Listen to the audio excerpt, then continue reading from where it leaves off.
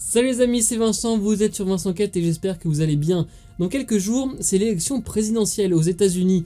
Qui de Kamala Harris ou de Donald Trump ira ou retournera à la Maison Blanche? La réponse appartient aux Américains. Mais nous aujourd'hui, dans cette vidéo, on va s'intéresser justement à ce palais présidentiel mondialement connu, riche de plus de 200 ans d'histoire, que veulent conquérir les deux candidats. D'ailleurs, je précise que j'ai préparé un petit questionnaire où on joue ensemble avec 10 questions sur la présidentielle américaine. C'est une autre vidéo, le lien est dans la description, les amis. La Maison Blanche, la voici. Elle se trouve dans la capitale américaine, Washington DC, au 1600 Pennsylvania Avenue. On parle aussi du palais présidentiel, de la maison du président et du manoir exécutif. En 1791, le premier président George Washington décide d'établir la capitale du pays entre la Virginie et le Maryland, sur les rives du fleuve Potomac.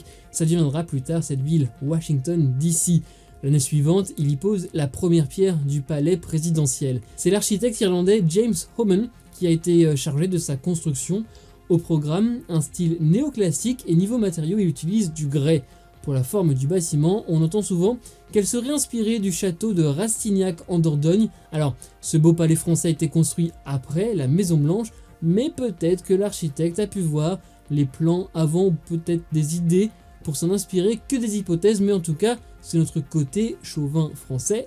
Cocorico. Retour aux États-Unis. 8 ans plus tard, c'est le deuxième président John Adams qui inaugure le bâtiment. Il est le premier président à y habiter, car oui, la Maison Blanche est le lieu de travail et de résidence du POTUS, President of the United States. Petite parenthèse, George Washington, qui a donc lancé le projet, n'aura jamais habité dans la Maison Blanche, il ne l'aura même pas vu terminer. D'ailleurs, pourquoi on dit la Maison Blanche? C'est bien évidemment en référence à sa couleur.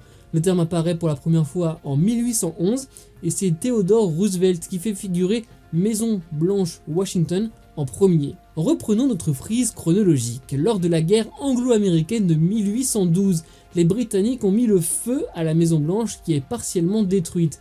Le bâtiment est reconstruit par son architecte d'origine, James Hoban. Ce sont ensuite les portiques sud et nord qui sont ajoutés. Ce sont, vous savez, les deux façades si reconnaissables et très présentes dans les films ou les séries, par exemple. Allez, je passe au XXe siècle avec la construction de l'aile ouest. Il s'agit d'une extension des bureaux de la Maison Blanche et c'est dans cette extension en particulier que le président William Howard Taft fera construire en 1909 le bureau ovale, le bureau du président. Je suis certain que vous en avez déjà entendu parler.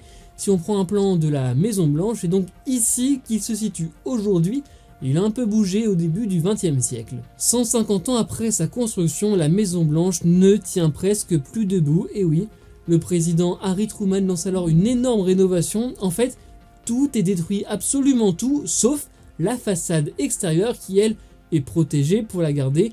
Les travaux prendront fin en 1952. Depuis, elle n'a pas bougé, ou presque, car tous les présidents apportent leur petite touche à la résidence et lieu de travail quand ils sont en fonction. C'est notamment le cas du bureau ovale que le président décore et aménage selon ses goûts. L'occasion par exemple de faire passer des messages politiques en choisissant d'accrocher tel ou tel portrait au mur. Au total, la Maison Blanche, c'est en chiffre 21 mètres de hauteur, 51 de longueur, 46 de largeur, 5000 mètres carrés, 132 pièces, 35 salles de bain, 6 niveaux, 412 portes, 147 fenêtres, 28 cheminées, 8 escaliers, 3 ascenseurs, un bunker, 140 invités à dîner, plus de 1000 convives en version hors d'œuvre et plus de 2000 litres de peinture pour refaire tout l'extérieur. Je reprends mon souffle.